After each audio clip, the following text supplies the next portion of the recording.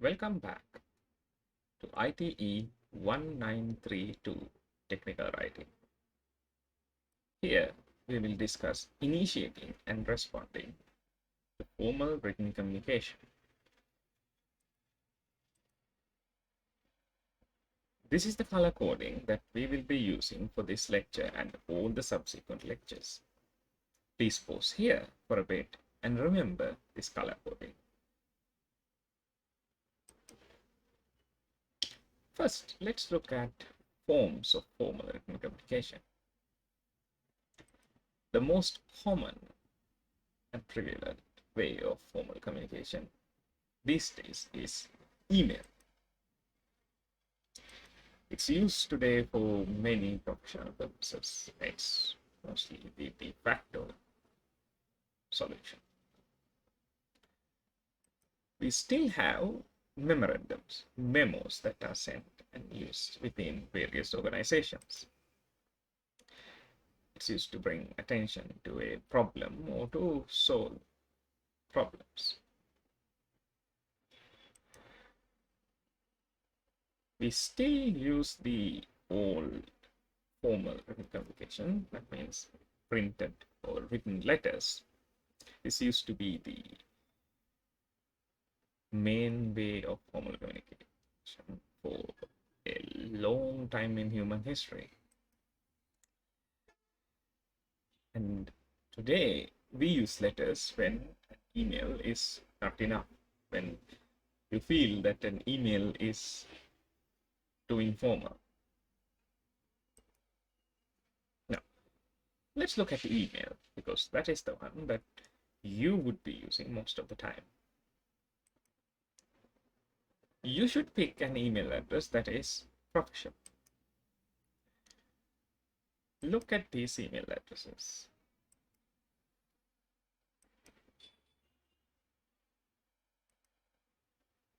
These are not professional.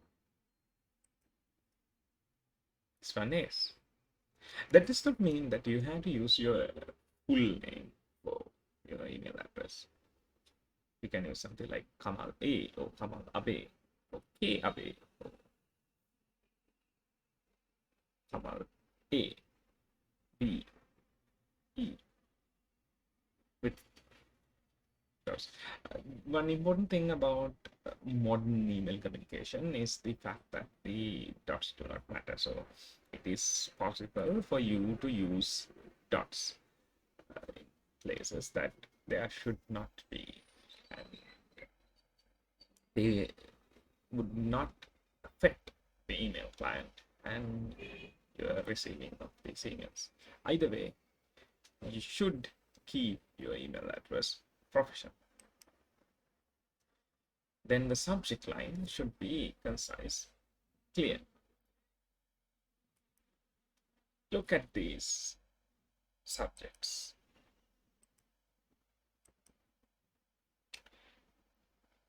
As you can see, the first two are not very good subject lines. The first one is a sentence which gives zero information on what the actual assignment that caused the submission error, and it is rather too long. So is the second one. We know that it is an assignment that gives an error, but we don't know what kind of an error. The third one is good. It says which assignment and what is the problem. If you have a subject number, subject code, probably you should add that to the front as well. Now, let us look at components of an email. Yet another important component, it's a signature. It should be appropriate and professional. Look at these two signatures. Out of these, the one on the left is rather unprofessional because it is too much information. one on the right is concise and gives the appropriate information now. Not too much, not too little. What you call the Goldilocks zone. Further on, do not use inspirational quotes in your signatures. We understand that it might inspire you and feel that is an important part of your life. And it is okay to keep those for your personal communication, but don't put them in your professional communication. When you are creating a complex signature for emails, please make sure that you are using text and no images. If you are if you need icons, images, do not embed the image, use CSS icons. And if you do need to put something like a company logo, make sure that the images are of small size and small resolution, and also that the signature does not go haywire when they are not rendered, because sometimes people have their clients configured not to load images due to various reasons, including bandwidth reasons and spamware or malware reasons.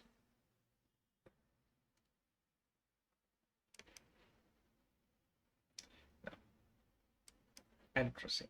So this is not the email address, but this is the address that you have towards the recipient of the email. It is better to use the full name if you don't know what their last name is.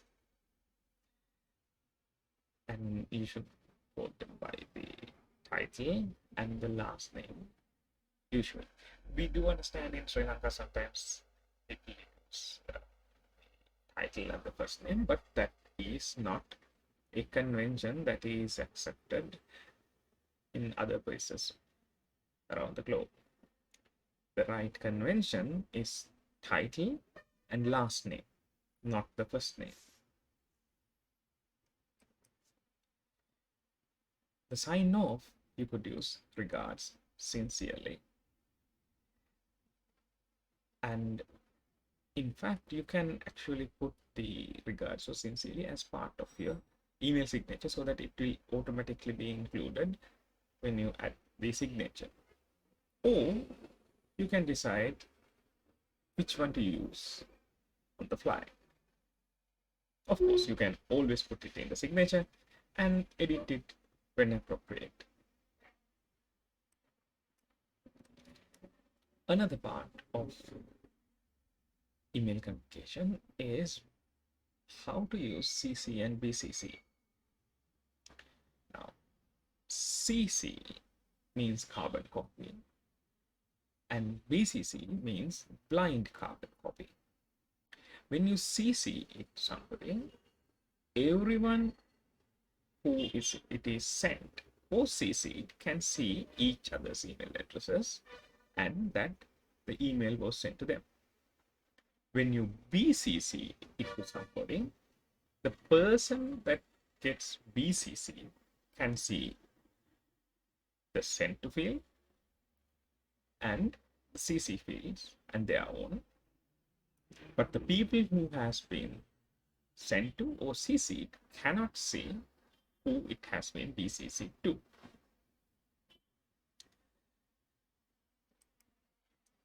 In cases where you do not want people to know each other's email addresses, it is appropriate to use BCC, especially if you are sending into a large number of people, because otherwise these people might get into spamming lists and it would be your fault.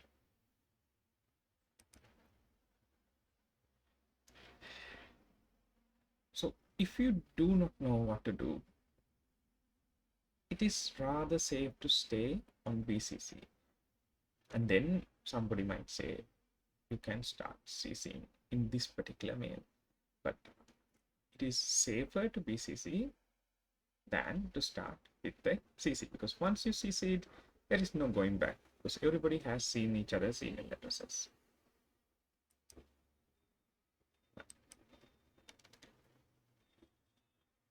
Attachments are used to make your body text simple. If you can attach a Word document, you do not have to copy paste the text in the body. You have to use language such as please find attachment or attached here with when you are adding an attachment. That would make sure the recipient would look for the attachment if they just print the body of the text. And especially new clients such as Google, as Gmail, would detect if you have used these words and not attached the attachment, and it will remind you, saying, you said please find the attachment, but you haven't attached anything yet. It's a smart helper which can only be triggered if you use these key phrases.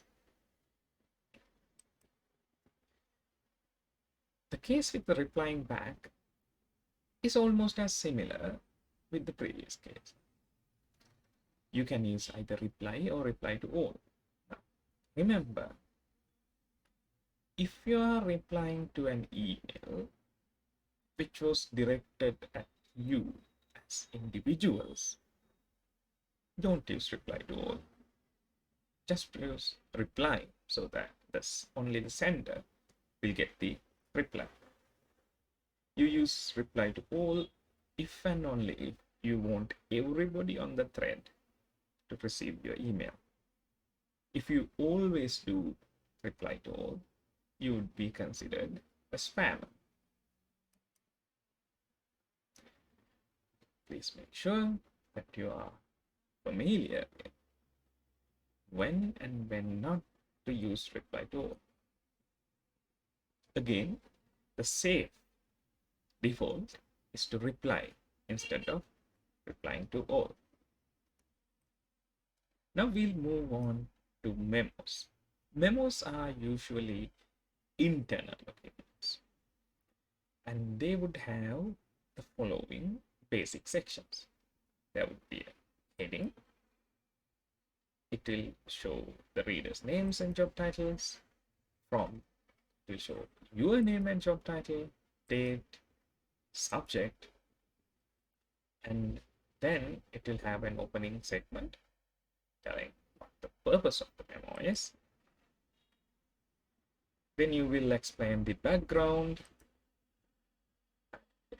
what you or the readers need to do. Sometimes it might be calling a meeting, or sometimes issuing a command. And then there would be attachments. If any, it will say refer to the attachments. Here is an example of a memo.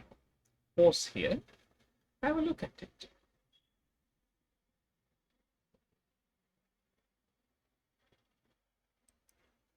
Here is another memo. Again, pause here and have a look at it. Okay, we are moving on to formal letters. In formal letters, your mailing address and the date should be at the top. Then the recipient's name, designation, and mailing address. You should address person by title and last name. Remember, we talked about this earlier. Title and last name, or title and full name. Never the title and the first name. The purpose should be concise and clear in your. They should not have to read hundreds of words to get to the point of the letter. It is not a novel. The sentences and paragraphs should be clear and easy to understand.